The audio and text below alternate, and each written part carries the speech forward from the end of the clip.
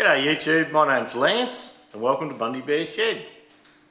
Well, the weather report. At the moment in Bundaberg it's just beautiful weather. 23, 24, 25 degrees C the days. And this morning it was getting chilly. We got to 12 degrees. Yesterday was 12 as well, so look, that's fine. We usually a few times a year we get down to frosts, but only once, twice, 2 or 3 times a year sometimes. So we haven't had any yet, so we're loving that.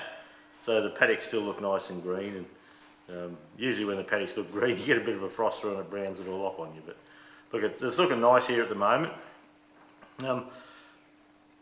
We haven't been doing a lot. I've been doing you might notice on my channel I've been doing a few clips on some bits on the Fergie, and I'm over here at the moment. I've just finished the Fergie levelling box, and that was something I started last weekend, and it's part of the 1948 TE20 that we're restoring, and there's going to be a lot of Fergie parts coming up on the channel until we get this job finished and in a reasonable sort of state. So we're going to work through with it, and that's one thing the channel does for us. It's you do have these projects around, and I've had this tractor for many years. Judy and I were talking about it this morning, and it's probably been 10 years, and I've already done the sleeves and all that sort of thing, and I did that years ago, and I just wrapped it all up and left it. So sort of lost interest, moved on to other things. The John Deere turned up and all that, so we're hooking along now with the TE20. It's a 1948 TEA20. So those videos are very popular. There's a lot of them out there, so we're going to continue on, and probably till we finish that, then we'll find something else to do. We did the John Deere last year, the John Deere 420. So this year we're just playing along with the little Fergie, and I'm enjoying finding parts for it that are a bit unusual or we haven't got, or in this instance the handle, the handle, or the chrome on the handle was a bit crook and quite rusty, so we found a new chrome handle. Now look, the chrome nowadays that you buy with tractor parts, and look, probably anything, they just get the steel and they bang the chrome on top. Now I bought getting back a few years now, when my lad was little, he's 26 now, so it's a long time ago, probably 15 years or more ago, and I found this little mongoose push bike frame for him, and it had been chromed, and the chrome had just gone to shit. It was all rusty and pitted and everything like that. So I trotted it off. I thought, I'll do this bike up for the young fella, and the mongoose was a bit special. It was a diamond back or something or other, I think, from memory, and so I trotted off to the chrome works in town. And he had a look at it and he said, oh shit, he says, $400. I said, what? Bloody chrome, a push bike frame? And he said, yeah, he says, that chrome, he says, and the push bike frames and things like that, he said, they're made in China probably, and he said all they do, they get the metal out, they give it a quick clean, and they put it in the nickel bath and put the chrome on the top. And he was explaining to me, if you want show chrome or something like that, or you want a better quality job, you have to clean the steel first, then copper plate it.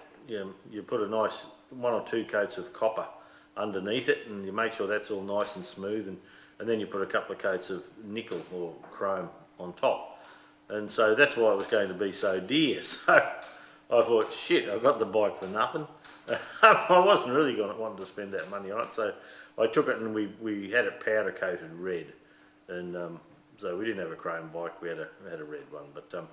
But I noticed with the stuff, and I sell this stuff at the shop there, and I do explain to people that the old chrome, and this is the old handle, and that's 60, 70 years old, and I can't see any sign of copper under there, yet these seem to last very well. And so all I can presume is that they just put enough chrome on the part to get the chrome finish that they're after, and they don't worry about the rest. It's just, Yeah, that's quick and nasty. And I have noticed too with some of the collars around the steering wheels and the steering wheel nuts and washers. Some of the stuff I've brought in from overseas to try, the chrome's not that flash on it. Look, it looks nice for a while, but if you don't keep a bit of a polish up to it and keep a bit of a surface over it to stop the air getting to it, it doesn't last. But look, that's like everything in life at the moment, isn't it? We've gone from being proud of ourselves and proud of our work to hurry up and get those 50 bloody things finished because it's going to cost $1. So, and that's what we have to put up with. I could, of course, take all these old parts, clean them up. I'd have to go and talk to him how clean he wanted them, and clean them up and take them over and get them chromed. But for the tractor here, the main thing we're doing it for, we do like, well, we do want the tractor finished, but the main thing is just to get the jobs done and just to finish things off. But the aftermarket parts, most of them are really close to being right. Some of them are nothing bloody like it. so we buy parts from Bearco in Australia. Look at years ago, Bearco must have had trouble with engines, because you see these old blokes, I don't want a Bearco engine kit, you know, you have trouble with liners or something like that. But look, I've been in business 19 years now, going on 20, and I've almost only fitted Bearco engine kits. We do fit the other ones, like Engines Australia. They make good Land Cruiser kits, and they make a great kit for the 1HZ, 1HZ piston with the, you put the turbo rods with the bigger gudgeon in them. A rock solid engine kit, it's a beauty. But back on track, Lance, the Bearco kits have been great to us, and I can't recall having a failure that was caused by a Bearco kit at all. We buy parts off Sparex, they're an English company. You can't complain about the quality from Sparex. Sometimes with the water pumps and that, I sell a Sparex one. I just like the finish and all better than the Bearco one, but that's just my personal opinion. Bearco sells hundreds and hundreds of water pumps a year, and they won't be having trouble with them. Quality tractor parts, if we can't get it off, say, Bearco, Sparex or something like that, we bring it in from quality tractor parts in Ireland, and they seem to have good parts. And this handle, for instance, was one I had at work. I didn't have to go and buy a new one. I already had it on the in the little showroom that we have there, so I just grabbed it off the wall and shot through with it. And yeah, everyone says, "You booked that out?" I said, "Oh yeah, so off I go book it out." But anyway, that's how it goes. But yeah, so we're working away with that, and we're enjoying that. I haven't made any more changes to the channel, I don't think. The Bundy Bears Shed, the orange Bundy Bear bit, on my Google Plus account, I've changed that little picture. Where I had the microphone and the YouTube, where I had the micrometers and the YouTube thing next to the shed on the bottom, on the little logo that went next to my name, or if I put a comment on something, you couldn't read that anyway, so I cleared that out and just left the tractor and the Bundy Bears Shed part that you can read. Well, if you know a fart, you probably can't, but well, look, I gotta have my glasses on, but you can read it, the Bundy Bears Shed, and it's a bright orange top. So as for brand building or whatever we want to do with it, that's fine. It can be recognised easily, and that's all you want to do. People get to know your thing, so I think we're going to leave all that alone for a little while. There'll be a couple of other fine tunes yet that we need to do, but that's fine. We're buggering around with it and having a good time. And as for the little ads down the bottom that we monetised them, look, I know some of you are watching the little ads down the bottom. Yeah, look, take 15 seconds out of your life and do us a favour and do that. I haven't had any money off them yet, and that's fine. They sent me a thing the other day. I had a look because I was thinking, oh, must be making a couple of bob here, surely. You know, I might bloody buy a beer or something, or yeah, you know, something for the shed here. And anyway, they had to check my address. I don't know why they had to check the address, perhaps to send a check or something. But so what they did, they sent a letter in the mail with a PIN number in it. So I had to hop into Google Plus, or no, AdSense, Google AdSense, and I had to put that PIN in so that they knew that I was where I said I was, and they were dealing with the same person. So I don't know. And over here they don't give you. It doesn't look like they give you an option of getting a check. It's you have to give them bank account details. So I think Judy today is going to whiz into town and open just a little joint bank account thing. I haven't joint, then I haven't got to do it. So buddy, and Judy, she's really good with money. We wouldn't be halfway down the track that we are on now if it wasn't for Judy and her money skills. So and her tight assness here. So anyway, that's how it is. Yeah, she's credit and I'm debit. That's how we work it. But it works well. It's worked for many years now. So, but anyway, that's just a bit of a chat. This week I didn't buy a lot.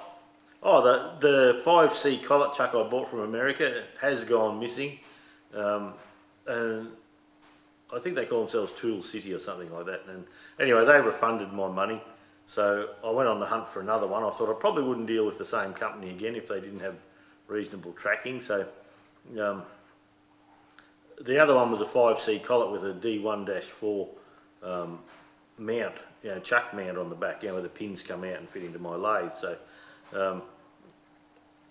what I've done, I've just bought a collet chuck with no back mounting plate on, and it was a couple of $100, and it's out of China, same as the one in America. It was a Chinese made option, but yeah, I don't know whether I'll find a backing plate to use or whether I'll make one. I'll have a crack at making one. I've never done it before, so it's probably something I should be doing, having a go. So that's gone missing. So I've ordered another one. I have some Hex 5C collets, and I've never had square ones. I've always been looking for a little set of square ones. So I found them through the week, so they should be turning up sometime. And I can't think what else I bought. That's bloody crook, isn't it? But yeah, there's something else coming. Yeah, look, I've just drawn a blank. So anyway, we'll see what turns up. I actually ordered some little cameras too, some little little GoPro knockoffs, and I ordered them a couple of months ago, and they haven't turned up. So I've put in a claim of them, and they were coming from Darwin in Northern Territory in Australia here. So anyway, they may turn up or may not turn up, but that's life on eBay, isn't it? So look at this, beautiful Champion right angle spark plug caps. They're for our little tractor. You can see up in there, they're a good brass fitting. It feels Bakelite-y, but I presume it'll be a plastic with Champion on the end. So they're just for our little 48. I saw them and I thought, boy, that'd finish it off nicely. And this week a couple of light fittings turned up, and they're screw-in light fittings. I think they're E7. No, anyway, I'll have that wrong. And what we're doing with that is up in the pool room. I don't think I've showed you the pool room. I might see if I think of it this evening. We've got visitors coming this evening, so we're having a bit of a cook up, and we've got a fireplace in there, and we all think it's cold, so up here, so we put the fire on just to look at it. It's like the bush telly, really, gives you something to look at. And but I've got these halogen lights coming down off the roof, and I've got one going up to the dartboard, and one shooting to the fridge, and one over to the barbie, and one over the eating table, and they're little shits of things. They're always playing up. Like they're just a little double light, and yeah, you can adjust them where they point, and they're always playing up, giving me the shit. So I got these fittings, and I suppose most of the world watches Jimmy DeResta, and I like watching Laura Kempf too. Kempf. And anyway, they're artistic people. They do interesting projects. They whiz through them quickly, and they have a couple of lights and things like that they've done with those open filament Edison bulbs. So I have a couple of them coming, and I'm going to make a couple of separate lights on the side of the pool room. Just to look, it's just going to be a bit of angle iron with a bit of board inside and a little frame of some sort to curl this out so there's a bulb sitting there. And it's just to give us a bit of different light in the shed, and if those two lights work out good, I've got a big light over behind the camera here. It's a big old industrial light, and we're looking at putting some guts in that too. And by doing that, I can have that over the fridge, so it can have its own light over the fridge, so you don't grab the Coke by mistake. And these other lights will just add a bit of atmosphere to it. So that might be coming up pretty soon. We work away with that. So between the Fergie and that, that'll keep us a bit busy, keep me out of the pub. And I picked up an engine this week. It's an International Famous 3 horsepower. I've just gone, before I filmed this, I've just gone over and walked around it, just done a bit of a show and tell for you. It's I believe it's 1914, and it was from a deceased estate. A fella come into work and saw me, and he said, "Oh look,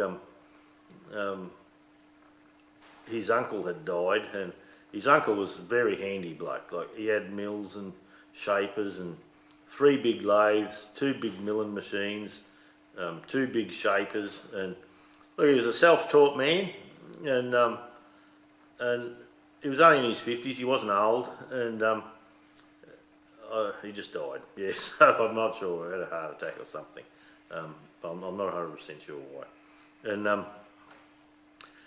anyway, unbeknownst to myself, another fella I knew they went and saw him because he was good mates with the old fella, and he's a mate of mine too. But I didn't know, and they come and saw me and said they'd like an independent person to put some prices on things, which it's a bit of a tickly one. You've got to be careful. You don't want to make them too expensive that no one wants to buy anything, and yet the person that's asked you to price them, you don't want to do wrong by them. So you got to be fair and honest with all that. And the reason they come to me, I said, "How come you're here?"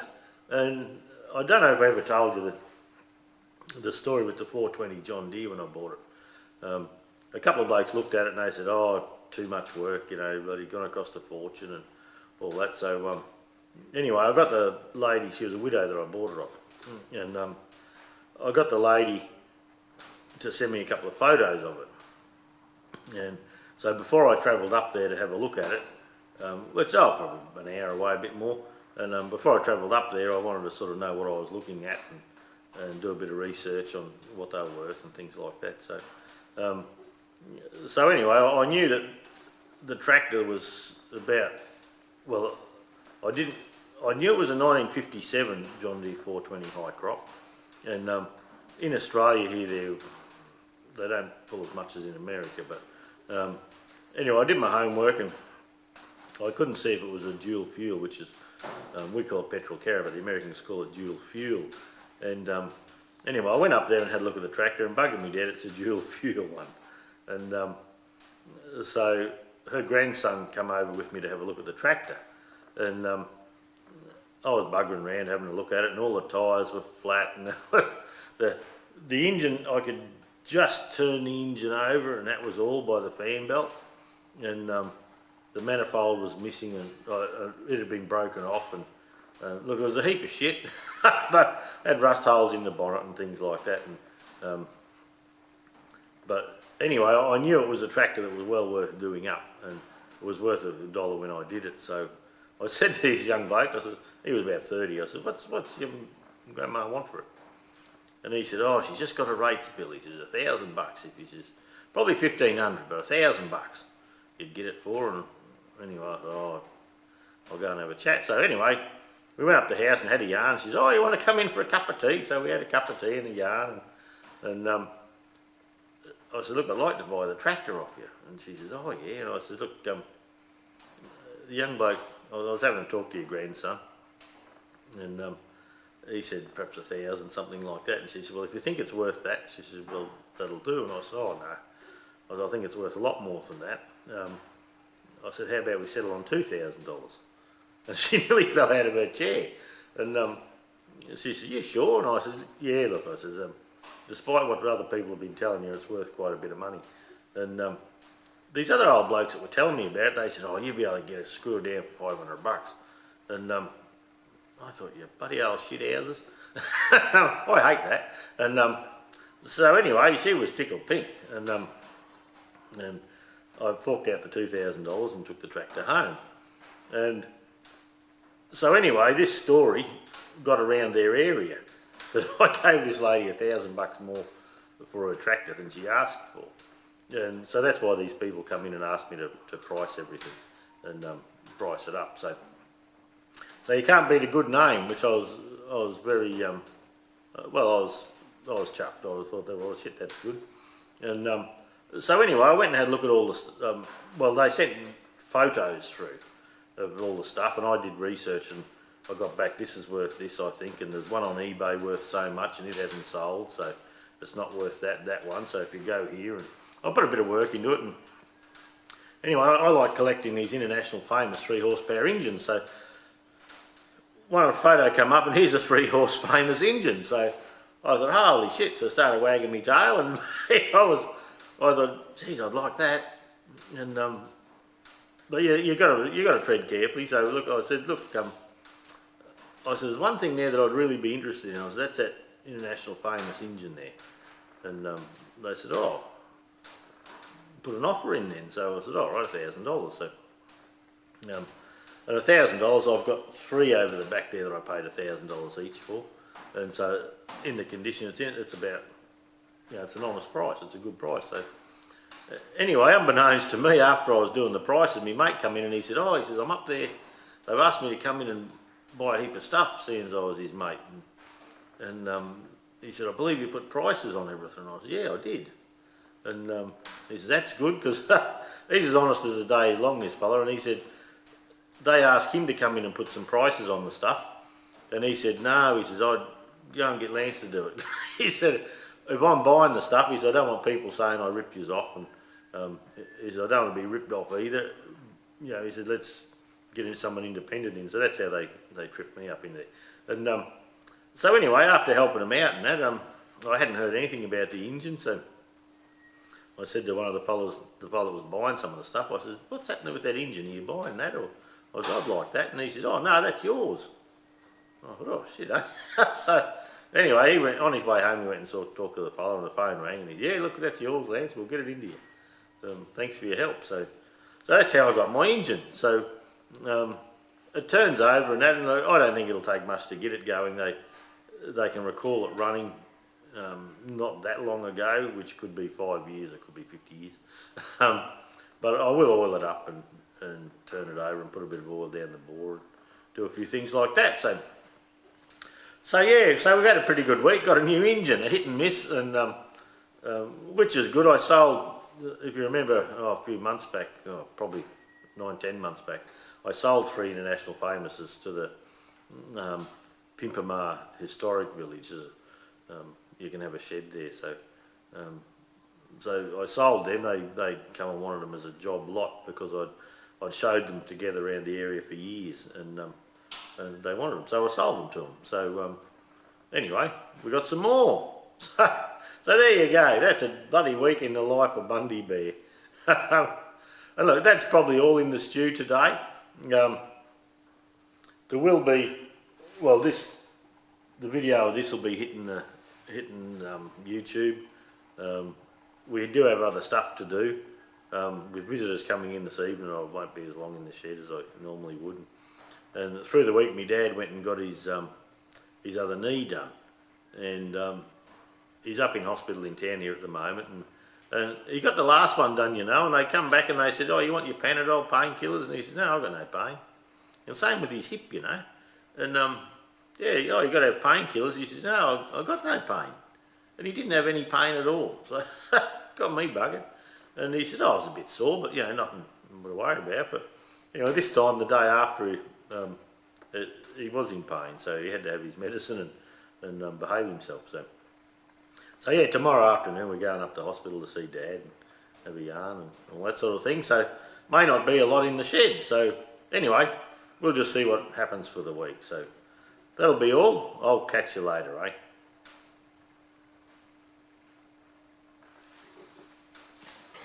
Well, look at this. Here's an International Famous 3 horsepower that come last week. Now it's around a 1914 engine, and it came from a deceased estate around the Bundaberg area. It's I buy all of these that I can find. They're one of my favourite engines. They've got a lot of moving parts right down inside here. It's got the Webster igniter set up on it, magneto and igniter, and all in all it's pretty complete. Well, it is complete. Fuel pumps down the bottom and everything's up here that should be. Has a little cap on top of the carby. That's there. All this is good. It turns over. So there's a fair chance that will run. So there you go, that's just a little snippet of what we picked up last week. I have a few International Famouses. I sold 3 a while back to a museum. I had them restored nicely, and the Pimpamar Historic Village bought them off me. So I do have others behind the bandsaw there. There's a 3-horse Famous hidden there. Another one there. They're non-Pirells, they're a harder to find engine. Then there's another 3-horse Famous there. Then there's another one there that I've just got apart. I'm doing a bit of measuring up. I'm thinking of doing a little model one. And over here on my junk bench, this was a workbench once, but I don't know what happens to benches. And that's a little 2-horse non-Pirell. That's the 9th engine ever made, and it often makes me wonder how the 9th engine that they ever built ever made it to the Bundaberg area in a dairy farm. So look, we've done a lot to that. I've made new big ends and mains and all that, but I haven't put a spanner on it in a while. It seems to be taking the back burner for the moment, but anyway, we might get back to it.